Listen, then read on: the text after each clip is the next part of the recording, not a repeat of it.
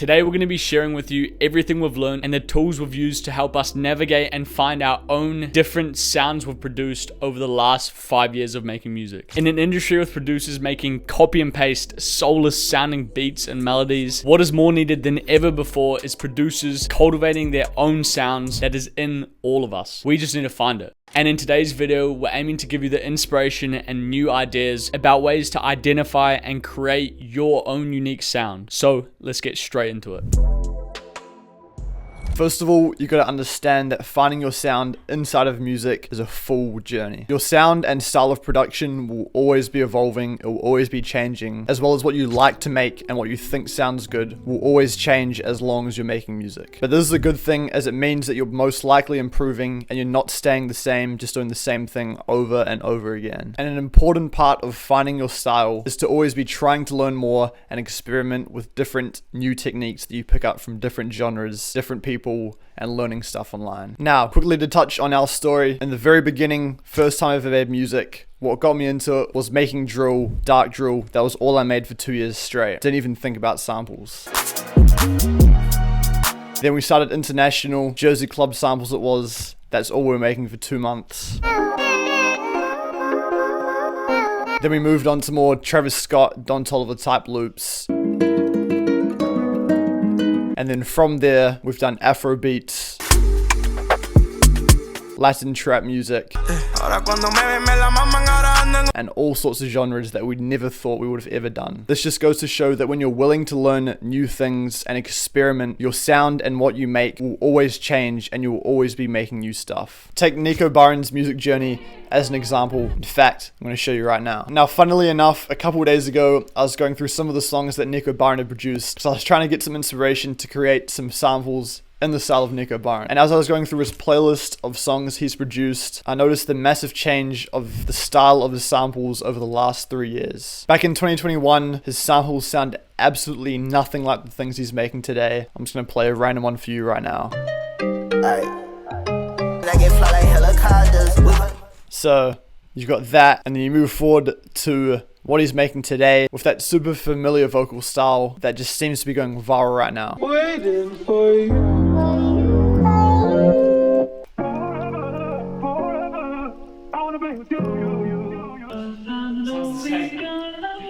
Look at you. So as you can see, that song I played that he produced in 2021 just sounds like a super generic sample and beat that anybody in that time could have made. Fast forward to 2024, you've got those three things I just played. They all sound kind of similar, but at the same time, they're a little bit different. This just goes to show this journey of finding your sound takes years, and you're only going to start to see some real success when you bring something fresh and unique from yourself into the industry. And Nico Byron is a great example of this. Now, from our experience and what we think is just completely true as well, when you first go out and try to find your own sound and start making cool new music, it is completely normal and actually a good thing to first copy other people and try to replicate other people's music. Something that will help you to find your own style and create something that's fresh and unique is knowing what's already possible and what other people have done already. When you listen to your favorite songs and beats and samples that other people have made and you try to replicate them, you do whatever you can to try and make the same sound that it is you want to recreate. And in doing this, you're going to learn a whole lot of things and teach yourself techniques that you never ever would have learned if you were just stuck doing the exact same thing over and over again and never try to create something that you heard from somewhere else. Even just listening to a wide range of music, different genres, different artists, different languages, whatever it is, just taking in music and getting inspiration that you can use to put into your own music is super important. Things like taking the exact same chords from a song you like and putting it into your own sample, downloading an FLP of an instrumental you like and just going in and seeing exactly how it was made, as well as just downloading replica drum kits from an album that you like or from a producer you know makes really good beats, and just using the exact same sounds to try and replicate something yourself. And doing these things, going into the FLPs, seeing what the drum patterns are, seeing what the chords are, all these techniques, these skills and chords that you pick up along the way will give you more musical information to implement into your own sound as you progress and create your own sound. And you can find the chords for songs online, FLPs on YouTube, on Reddit, same thing with drum kits. The internet is your best friend for tools to create music and start experimenting with new sounds.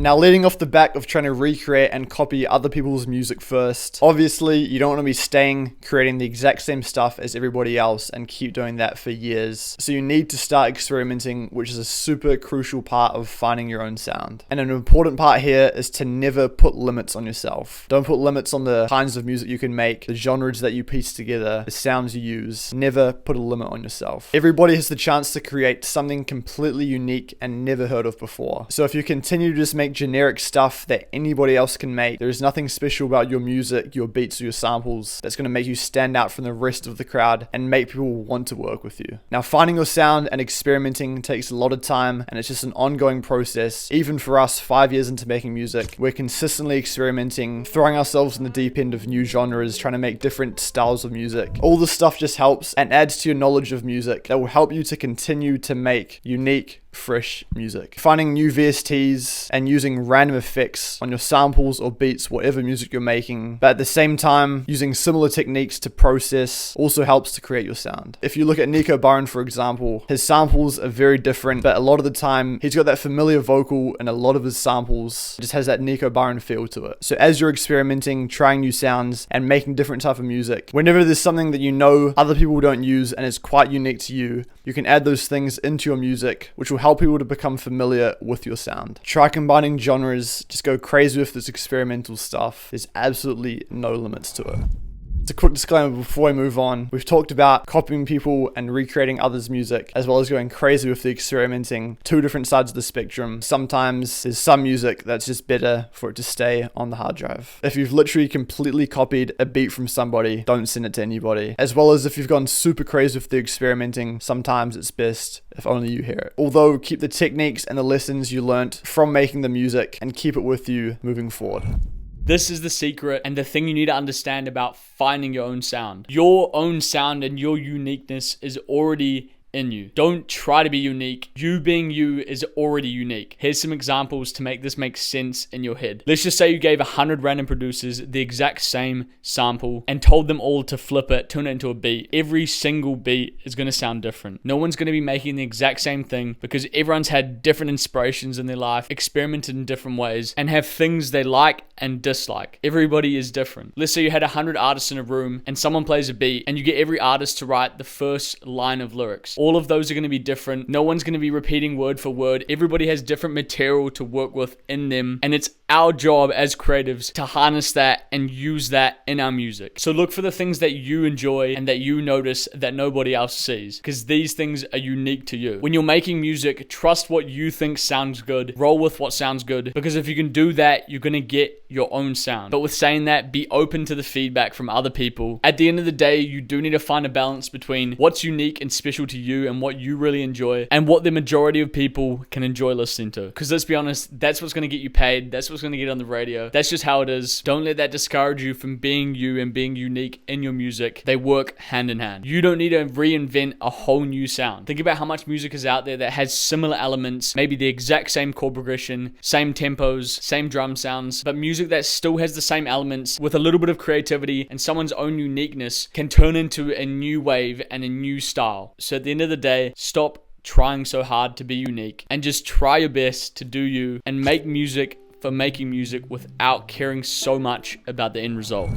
Now, being a music producer, seeing people in the music producer community, we see this a lot. And to be honest, this does happen a lot, especially if you're making music all day. You're not always going to feel inspired. However, there are two ways we recommend going about this and fixing this problem. First one is to just push through the unmotivated, uninspired brain telling you that you can't make music and it's too hard and go do something else. I'd say 95% of the time this works, and sometimes the best music is made when you push through that barrier. You sit there for an hour or two, not being able to do anything, and then eventually you make the hardest beat or the hardest sample all the time. And secondly, on the very, very rare occasion, sometimes you do just need to go outside, go do something else, go to the gym, and just get away from your laptop. However, like I said, majority of the time, you should be taking option one. If you're using option two too often, you're probably using it just as an excuse and just being a bit of a pussy. Lots of the creative and unique ideas that are inside your brain actually come after you just banging out music, trying trying to make something even when it's not working. And then the unique ideas, it becomes easy to get them onto the project. Something just clicks, your inspiration just sparks. It's almost like your inspiration and your unique ideas are behind a wall, and you just gotta break that wall down and stay at it until you've done that. Show them how you break the wall.